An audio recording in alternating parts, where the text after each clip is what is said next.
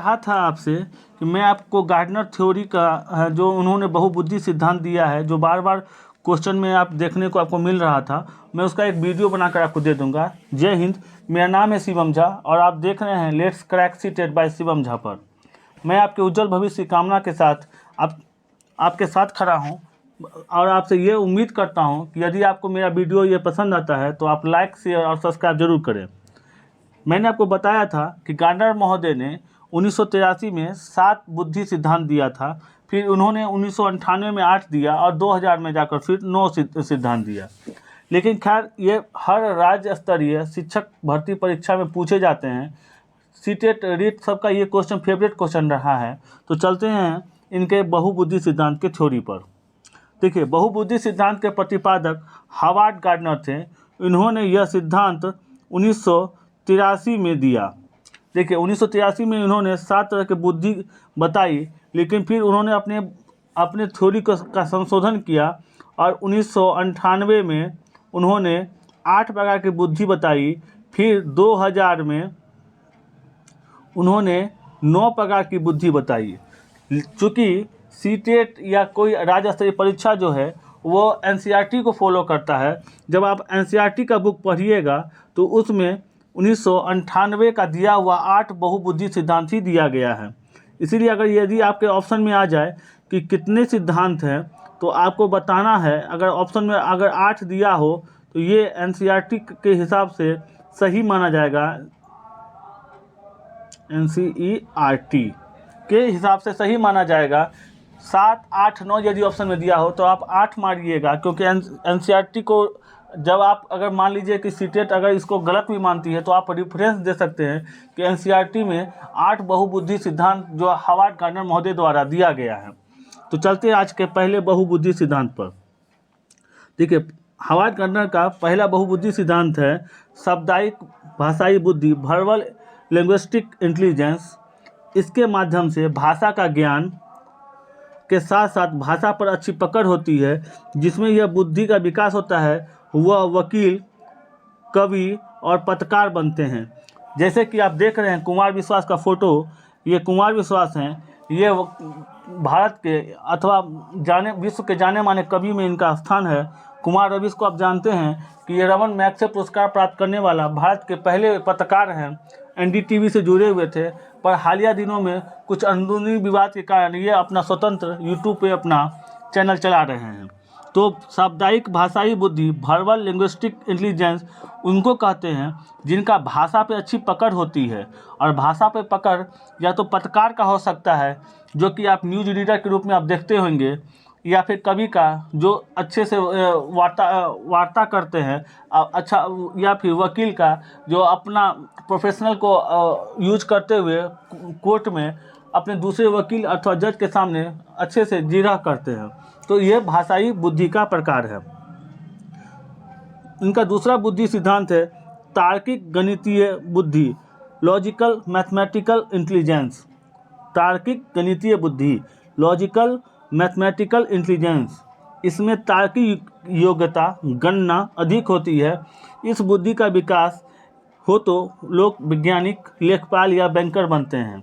जैसा कि आप देख रहे हैं हमारे पूर्व राष्ट्रपति और मिसाइल मैन के नाम से मशहूर डॉक्टर एपीजे अब्दुल कलाम जी का ये फोटो है, जिनमें वैज्ञानिक जिसमें तार्किक योग्यता का गुण पाया गया था और पाया जाता है, यह पाया गया था, जो मिसाइल मैन के नाम से मशहूर है। और उन्होंने विज्ञान के क्षेत्र में और वैज्ञानिक बनकर देश के लिए कई महत्वपूर्ण योगदान दिया है। दूसरा फोटो आप देख रहे हैं रघुराम राजन का, जो आरबीआई के एक्स गवर्नर रह चुके हैं और इन्हें एक सफल बैंकर के रूप में माना जाता है। तो तार्किक गणितीय बुद्धि अगर आपसे सवाल पूछे तो आप कहिएगा कि जिसमें योग्यता गणना करने की अधिक होती है, जो वैज्ञानिक, लेखपाल अथवा बैंकर में पाई जाती है। चलते हैं आज के अगले क्वेश्चन पर। गार्डनर का तीसरा बहुबुद्धि सिद्धांत है स्थानिक बुद्धि। तीसरा सिद्धांत है स्थानिक बुद्धि, स्पेशियल इंटेलिजेंस। यह बुद्धि जगह, अंतरिक्ष, मानसिक कल्पनाओं से संबंधित होती है। यदि इसका विकास अधिक हो तो मूर्तिकार, वास्तुकार, चित्रकार आदि बनते हैं। यदि स्थानिक बुद्धि का अधिक विकास होता है तो वो व्यक्ति मूर्तिकार, वास्तुकार अथवा चित्रकार आदि बनते हैं।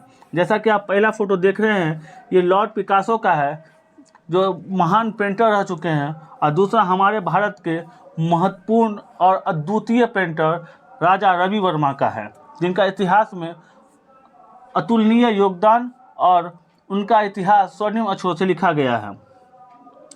चलते हैं आज के तीसरे बुद्धि पर। तीसरा बुद्धि है शारीरिक गतिक बुद्धि, बॉडली काइस्थेनिक इंटेलिजेंस। बॉडली काइस्थेनिक इंटेलिजेंस शारीरिक गतिक बुद्धि शरीर को गति देने वाली बुद्धि मानी जाती है। इस बुद्धि का विकास अधिक हो तो लोग अभिनेता, अभिनेत्री, एथलीट, डांसर आदि बनते हैं। जैसा कि आप देख रहे हैं कि माधुरी दीक्षित भारत की एक प्रसिद्ध अभिनेत्री है। दूसरा फोटो अंजू बॉबी जॉर्ज का है जो भारत की महान एथलीट मानी जाती है। और तीसरा भारत के मशहूर डांसर प्रभु देवा का है। तो इन तीनों फोटोज़ को देखने से आपको ये समझ में आना चाहिए कि इन तीनों में शारीरिक गतिक बुद्धि है, क्योंकि डांस करना शरीर का मूवमेंट होता है, एथलीट को भी दौड़ धूप करना होता है, उसमें भी शारीरिक गति होती है, और अभिनेता को एक्टिंग और डांसिंग दोनों करना होता है, तो ये भी एक शारीरिक गतिक बुद्धि के अंतर्गत आता है। चलते हैं आज के पांचवें बहुबुद्धि सिद्धांत पर। देखिए, गार्डनर महोदय द्वारा पांचवा जो सिद्धांत दिया गया है वो संगीतात्मक बुद्धि, म्यूजिकल इंटेलिजेंस दिया गया है। इस बुद्धि के अंतर्गत संगीत की बुद्धि अधिक होती है। जिन व्यक्तियों में इसका विकास अधिक हो तो वह गायक, इंटरटेनर आदि बनते हैं।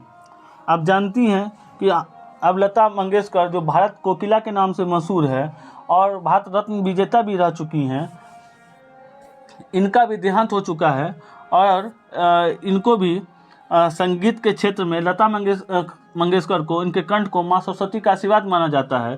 तो इनमें संगीत की बुद्धि अधिक है।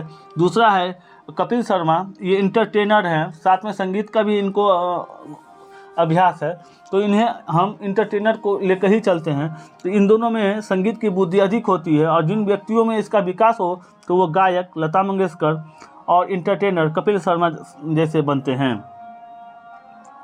छठा है अंतर व्यक्तिगत बुद्धि, इंट्रापर्सनल इंटेलिजेंस। इस पे आपको मोर फोकस करना है क्योंकि इससे अधिक सवाल पूछे जाते हैं। एक होता है इंटरपर्सनल और इंटरपर्सनल, एक होता है इंट्रापर्सनल। अंतर व्यक्तिगत बुद्धि है, ये इंटरपर्सनल इंटेलिजेंस है। इसके द्वारा दूसरे व्यक्ति के साथ कैसे व्यवहार किया जाए यह पता चलता है। इस बुद्धि का अधिक विकास हो तो नेता, सामाजिक कार्यकर्ता आदि बनते हैं। जैसा कि आपको मालूम है कि भारत के पूर्व प्रधानमंत्री और भारत रत्न कवि के रूप में भी विख्यात अटल बिहारी वाजपेयी एक प्रख्यात नेता थे। दूसरा फोटो आप देख रहे हैं मेघा पाटकर का, जो कि नर्मदा बचाओ अभियान से संबंधित है। यह एक मशहूर सामाजिक कार्यकर्ता मानी जाती है। तो इन दोनों के साथ, इन दोनों के अंदर ये गुण पाया जाता है कि दूसरे के साथ कैसे व्यवहार किया जाए। जब एक नेता जब किसी सभा या अपने कलीग को संबोधन करता है तो वो उसे मंत्रमुग्ध कर देता है। लोग जब नेता कभी मंच पर भाषण देते हैं तो लोग उसकी ओर खींचे चले आते हैं, और नेता के अंदर अगर ये खूबी पाई जाती है तो वो ज़्यादा से ज़्यादा वोट को अपनी ओर ट्रांसफ़र कर पाता है। तो ये जो खूबी है अंतर व्यक्तिगत बुद्धि का, ये कवि और सामाजिक कार्यकर्ता नेता में पाया जाता है। चलते हैं आज के सातवां क्वेश्चन पर, सातवां बहुबुद्धि सिद्धांत पर। गार्डनर महोदय के द्वारा दिया गया सातवां सिद्धांत है अंतर व्यक्तिगत बुद्धि।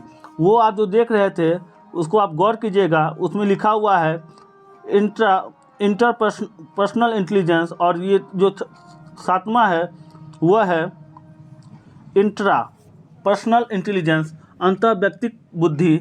इसके द्वारा खुद के साथ इंटरेक्ट किया जाता है। इस बुद्धि का अधिक विकास हो तो लोग आध्यात्मिक गुरु बनते हैं। जैसा कि आप जानते हैं कि पंडित श्री रविशंकर हैं, यह एक आध्यात्मिक गुरु माने जाते हैं। इनको बाबरी मस्जिद विवाद में भी मध्यस्थता के लिए सुप्रीम कोर्ट के द्वारा चयन किया गया था। तो जो व्यक्ति के अंदर अंतः व्यक्तिगत बुद्धि पाई जाती है, वह खुद अपने साथ इंटरेक्ट करते हैं। इस बुद्धि का विकास हो तो लोग आध्यात्मिक गुरु पंडित श्री श्री रविशंकर जैसे बनते हैं। 8वां है प्रकृतिवादी बुद्धि, नेचुरलिस्टिक इंटेलिजेंस। इस बुद्धि के व्यक्ति पर्यावरण और प्रकृति के नज़दीक होते हैं। यदि इनका विकास अधिक हो तो वह किसान, पर्यावरण कार्यकर्ता बनते हैं। जैसा कि आप फोटो में देख रहे हैं कि यह किसान का फोटो है जो हमेशा प्रकृति और पर्यावरण के बीच में ही रहता है। तो जिस व्यक्ति के अंतर्गत ये प्रकृतिवादी बुद्धि पाई जाती है वह किसान या पर्यावरण कार्यकर्ता आदि बनते हैं। 9वां जो बुद्धि है वह अस्तित्ववादी बुद्धि है। 9वां बुद्धि को हम कहते हैं एग्जिस्टेंशियल इंटेलिजेंस। इस बुद्धि के व्यक्ति हर चीज़ के अस्तित्व के बारे में सोचते हैं। जिन व्यक्तियों में इनका विकास हो तो वह साधु, संत और दार्शनिक बनते हैं। दार्शनिक को इंग्लिश में फिलोसोफर बोलते हैं। तो जो व्यक्ति साधु, संत और दार्शनिक बनते हैं उनके अंदर अस्तित्ववादी बुद्धि पाई जाती है। जैसा कि आप जानते हैं कि शिकागो में जब धर्म सम्मेलन हुआ था 1881 में, 1881 या 91 में शायद हुआ था, तो स्वामी विवेकानंद को भी बोलने का मौका दिया गया था, जहां उन्होंने लगातार बोलते हुए लोगों का मन मंत्रमुग्ध कर दिया था। तो ये वो तभी कर सकते हैं जब उनके अंदर अपने अस्तित्व, हर चीज़ के बारे में वो सोचते हैं, ये कैसे हुआ, क्यों हुआ, कब हुआ, क्यों नहीं होना चाहिए था।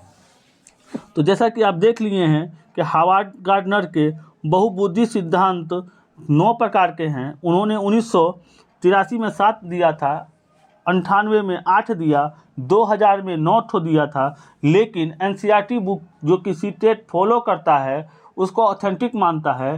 तो 1998 के हिसाब से आप अगर देखिएगा तो एनसीईआरटी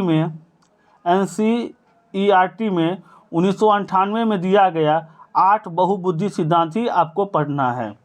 अगर आपसे ऑप्शन में पूछ दे कि हार्वर्ड गार्डनर के बहुबुद्धि सिद्धांत कितने हैं, 7, 8, 9 या फिर 10, तो आप आंख मूंद कर 8 ऑप्शन पर टिक मारेंगे, क्योंकि ये एनसीईआरटी में पूरा दिया हुआ है। तो आज का ये था एक छोटा सा सेशन जो मैंने आपको हार्वर्ड गार्डनर से संबंधित सारी बुद्धि का बता दिया। यदि आपको ये वीडियो पसंद आया होगा तो आप लाइक ज़रूर करें, अपने दोस्तों में शेयर करें। यदि आप चैनल पर नए हैं तो सब्सक्राइब कर दें। तब तक के लिए धन्यवाद।